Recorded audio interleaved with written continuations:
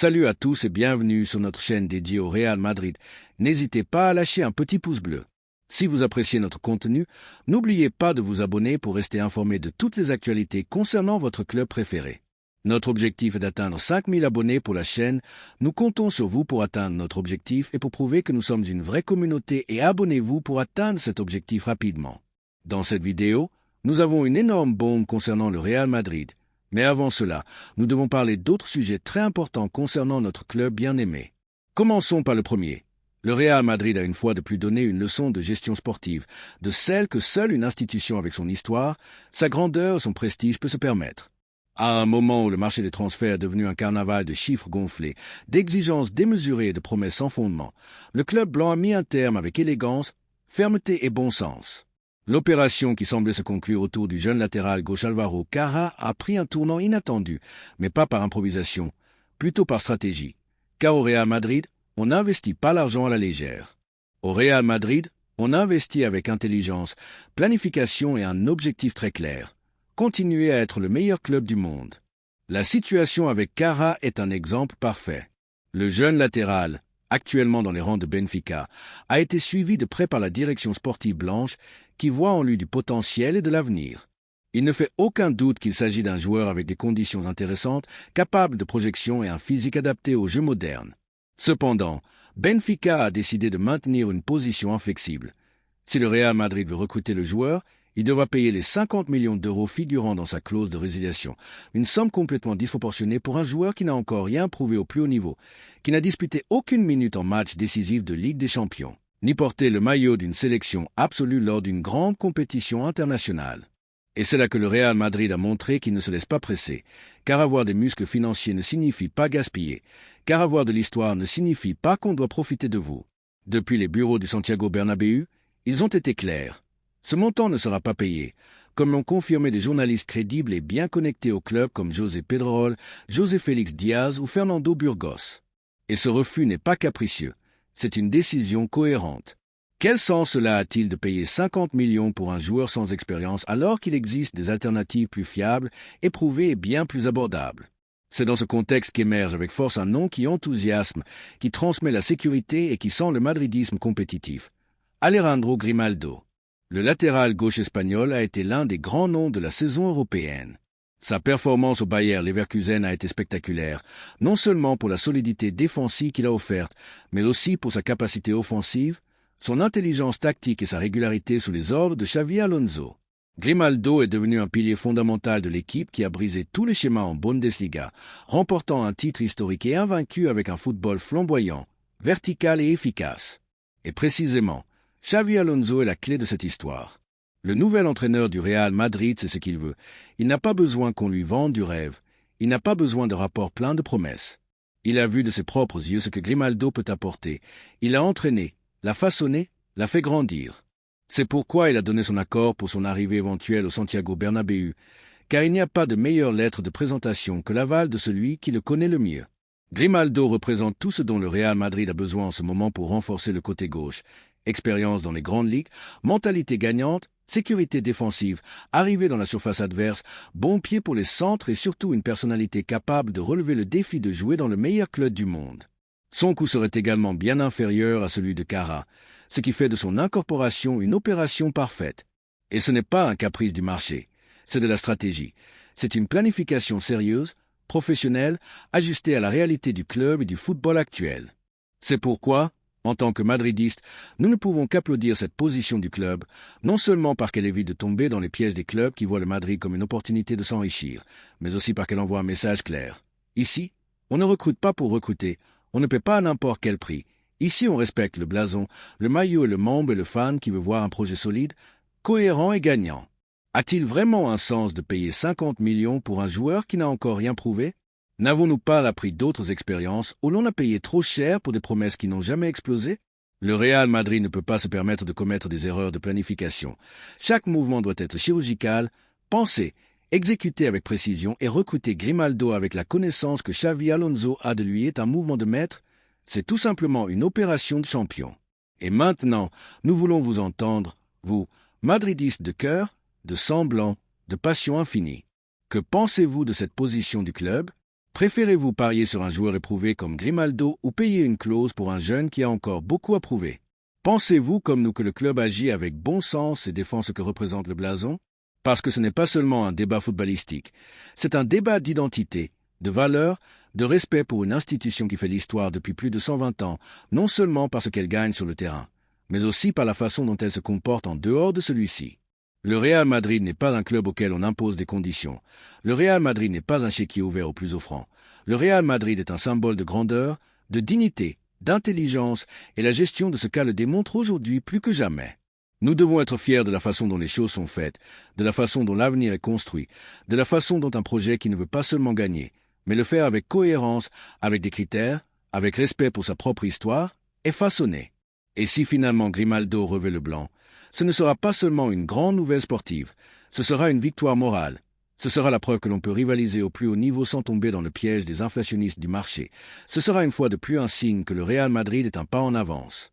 Alors, madridistes, levons la voix, disons avec fierté que c'est ainsi que l'on fait les choses, soutenons chaque décision qui respecte l'essence du club et continuons à rêver, car tant que le blason sera respecté, l'avenir sera toujours blanc. La deuxième nouvelle concerne une décision importante dans notre club bien-aimé. Le Real Madrid a officialisé une nouvelle qui marque la fin d'une étape discrète mais significative. Jesus Vallejo ne continuera pas dans l'effectif blanc. Le défenseur central aragonais de 28 ans met fin à son contrat avec le club et dit au revoir en tant qu'agent libre après une décennie de relations avec l'entité madridiste. Bien que son rôle sur le terrain ait été limité, personne ne peut nier que son attitude, son engagement et son professionnalisme ont été exemplaires à chaque instant. Dans un football actuel rempli d'ego, de déclarations vides et d'exigences déplacées, Vallejo a été différent. Fidélité pure, dévouement silencieux, madridisme sans tapage. Vallejo est arrivé au Real Madrid en 2015 après avoir brillé au Real Saragosse. Sa projection comme l'un des défenseurs les plus prometteurs d'Espagne n'est pas passée inaperçue pour le club, qu'il a incorporé dans ses rangs en vue de l'avenir. Cependant, comme cela arrive si souvent dans les grands clubs, le passage à l'équipe première n'a pas été simple. La compétition était féroce. Des joueurs de classe mondiale dominaient la défense blanche et Vallejo a dû alterner entre des séjours dans l'équipe et des prêts à des clubs comme l'Eintracht Francfort en Allemagne, Wolverhampton en Premier League et Grenade en Liga. Malgré cela, son lien avec le Real Madrid ne s'est jamais rompu. Il a toujours été disponible, a maintenu une conduite exemplaire et a toujours représenté les valeurs du club avec humilité et dignité. Et combien peuvent en dire autant de nos jours? Combien de joueurs voit-on donner des interviews incendiaires pour ne pas être titulaires? Combien optent pour le scandale quand ils n'ont pas de temps de jeu? Vallejo, en revanche, a accepté son rôle, l'a embrassé et l'a rempli non pas avec résignation, mais avec fierté. C'est pourquoi, de cette perspective madridiste, nous ne pouvons que le remercier profondément. Sa carrière au Real Madrid a été marquée par la patience, le sacrifice et le travail constant. Et bien qu'il ne soit pas devenu un titulaire indiscutable en défense, il a fait partie de l'une des générations les plus titrées du club ces dernières années. Dans le vestiaire, le Real Madrid a conquis 2 Ligues des Champions, 4 Coupes du Monde des clubs, une Liga, une Supercoupe d'Espagne et d'autres titres mineurs qui enrichissent le palmarès de tout footballeur. Il se peut qu'il n'ait pas joué chaque finale, qu'il n'ait pas été le protagoniste de chaque victoire, mais il était là, faisant partie de la dynamique du groupe, contribuant depuis le silence, et cela aussi est valorisé dans ce club, car tout n'est pas une question de marquer des buts, tout n'est pas une question de soulever des coupes. Le Real Madrid se construit aussi avec ces hommes qui maintiennent l'équilibre, qui prennent soin du vestiaire, qui respectent leurs coéquipiers et qui ne placent jamais leur ego au-dessus du blason. Vallejo, comme tant d'autres qui sont passés par cette maison sans être des titulaires fixes, par la tête haute, et surtout, il part en tant que madridiste, car il a été, il l'est et il le sera toujours. Celui qui s'est entraîné à Valdebebas, qui a défendu ce blason, qui a vécu avec l'élite, c'est ce que signifie appartenir à cette institution. Maintenant, avec l'arrivée de nouveaux talents comme Dan Wixen, avec l'avenir entre les mains de défenseurs centraux comme Eder Militao, Antonio Rudiger, David Alaba et les incorporations possibles qui se préparent depuis la direction sportive, il était évident que l'espace pour Vallejo se réduirait encore plus. Et lui, avec l'intelligence qui le caractérise, a décidé de clore son étape d'un commun accord sans générer de conflit, sans chercher de protagonisme médiatique, démontrant une fois de plus son niveau humain. Ne devrions-nous pas valoriser davantage ce type de joueur? Ne mérite-t-il pas aussi une ovation? Ceux qui travaillent depuis l'ombre, ceux qui ajoutent sans soustraire, ceux qui ne font pas de bruit mais qui sont toujours prêts pour ce qui est nécessaire? Jesus Vallejo a été l'un d'eux, il quitte le Real Madrid avec plus de titres que beaucoup de joueurs qui sont aujourd'hui titulaires dans des équipes importantes d'Europe. Ce n'est pas une petite chose, ce n'est pas un détail mineur. Son nom restera gravé dans le palmarès du plus grand club du monde et son passage dans cette maison sera rappelé avec affection par tous ceux qui savent que la grandeur ne se mesure pas seulement en minutes jouées, mais aussi dans le comportement quand on ne joue pas. Ce type de joueur rend aussi le Real Madrid grand, car tout le monde ne peut pas être Modric ou Benzema, mais tout le monde peut être Vallejo, engagé, travailleur, silencieux et loyal. Et maintenant, c'est à lui de choisir sa prochaine destination. Le marché des transferts est ouvert et il ne fait aucun doute que plusieurs équipes chercheront à s'attacher les services d'un défenseur central qui, bien qu'il n'ait pas eu de continuité ces dernières années, possède une formation privilégiée, s'est entraîné avec les meilleurs, a concouru au plus haut niveau et l'a fait avec l'humilité de celui qui sait quelle est sa place, mais aussi avec la détermination de celui qui sait qu'il peut offrir beaucoup plus. Il n'y a pas de clause, pas d'obstacle, Vallejo est agent libre et peut négocier avec qui il veut. Nous lui souhaitons de trouver un club où il pourra être titulaire, où son travail quotidien se traduira en minutes de jeu et où son expérience en tant que membre du Real Madrid lui permettra de grandir encore plus. De ici, en tant que fan blanc de cœur, je veux le remercier. Merci pour ton attitude, merci pour ton effort, merci de ne jamais te plaindre, de toujours comprendre la philosophie du club, de garder ton calme, d'être un exemple. Alors que d'autres joueurs quittent le Real Madrid avec des polémiques, des interviews malheureuses ou des plaintes publiques, Vallejo le fait en gentleman. Et cela, franchement, émeut. Parce que le Real Madrid n'a pas seulement besoin de stars, il a aussi besoin de soldats silencieux. Et Jesus Vallejo a été l'un d'eux. Ne pensez-vous pas, madridistes, que ce type de footballeur fait aussi partie de l'âme du club? N'est-il pas tout aussi important d'avoir un groupe solide qu'un 11 titulaire brillant? Je crois que oui. Et c'est pourquoi je suis fier que Vallejo ait fait partie de notre équipe, à une époque où tout tourne autour du moi, du jeu, du mien. Vallejo a choisi une autre voie, il a choisi le nous, il a choisi le blason, il a choisi le respect, et cela se récompense par la reconnaissance de ceux qui aiment le Real Madrid, de ceux qui ne voient pas seulement des buts, mais aussi des valeurs. Un professionnel, un madridiste, un exemple s'en va, et il s'en va comme il ne pouvait en être autrement, par la grande porte, car les titres qu'il a gagnés, personne ne peut les lui enlever, tout comme le respect qu'il a gagné. Merci pour tout. Jesus, merci d'avoir fait partie du Real Madrid. Merci pour ton silence, ta patience, ton dévouement. Nous te souhaitons le meilleur où que tu ailles. Porte avec fierté que tu as été ici un gentleman blanc et que cela ne soit jamais oublié. La troisième nouvelle, comme tant de fois dans son histoire, le Real Madrid est à nouveau au centre du marché international des transferts. Cette fois, ce n'est pas pour un recrutement spectaculaire, mais pour un possible départ qui pourrait marquer un tournant dans la planification sportive du club. Rodrigo Goes, l'ailier brésilien qui est arrivé avec l'étiquette de promesse et qui a connu une croissance notable dans la capitale espagnole, est de plus en plus proche de Manchester City. Depuis l'Angleterre, il considère déjà comme acquis que le club dirigé par Pep Guardiola est prêt à offrir une véritable fortune pour s'attacher les services du joueur. 165 millions d'euros pour le transfert, plus un contrat de cette saison avec un salaire de 23 millions d'euros par an, plus du double de ce que Rodrigo gagne actuellement au Real Madrid. La presse brésilienne a également confirmé que l'accord entre l'entourage du joueur et le club anglais serait pratiquement clos. À Sao Paulo, à Rio, à Belo Horizonte, on parle ouvertement du départ du jeune talent comme d'une réalité imminente. Mais à Madrid, où les décisions sont prises avec prudence, intelligence et vision d'avenir, la position est claire. Le Real Madrid ne vendra pas Rodrigo pour moins de 200 millions d'euros. C'est le montant que Florentino Pérez a fixé comme point de départ pour toute négociation. Il ne s'agit pas d'un simple caprice ni d'une manière de rendre l'opération plus coûteuse, il s'agit de dignité institutionnelle, de savoir valoriser ce qui nous appartient. Dans un marché où les clubs-États semblent prêts à dépenser de l'argent avec une joie qui frise l'obscénité, Florentino Pérez l'a clairement indiqué à plusieurs reprises. Le Real Madrid ne retient personne qui ne veut pas rester, mais il ne donne personne non plus. C'est une maison où l'histoire pèse, où le blason a une valeur inestimable et où chaque décision est prise en fonction du bien commun, de l'équilibre sportif économique. Si Rodrigo veut partir, les portes ne lui seront pas fermées. Mais s'il part, que ce soit en laissant un montant conforme à ce qu'il représente, pas un euro de moins. C'est la philosophie qui a permis au club de rester dans l'élite pendant des décennies sans s'endetter, sans renoncer à ses principes et sans se laisser entraîner par les modes ou les pressions externes. L'intérêt de Manchester City pour Rodrigo n'est pas un hasard. Guardiola voit en lui un joueur malléable, polyvalent, capable de jouer à plusieurs postes en attaque. Il aime sa technique, sa maturité tactique, sa capacité à apparaître aux moments importants. Et City qui sait qu'il doit renouveler certaines pièces de son attaque, est prêt à investir gros pour intégrer le Brésilien le plus tôt possible.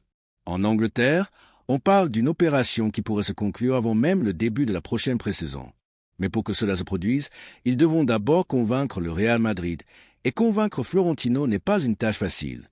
Le président blanc a toujours été un ferme défenseur de la stabilité institutionnelle et de la planification à long terme. Sous sa direction, le club a su vendre quand cela était nécessaire, mais toujours depuis une position de force, jamais depuis le désespoir, jamais depuis la peur, car le Real Madrid ne craint pas le marché. Il le domine, l'étudie, l'anticipe.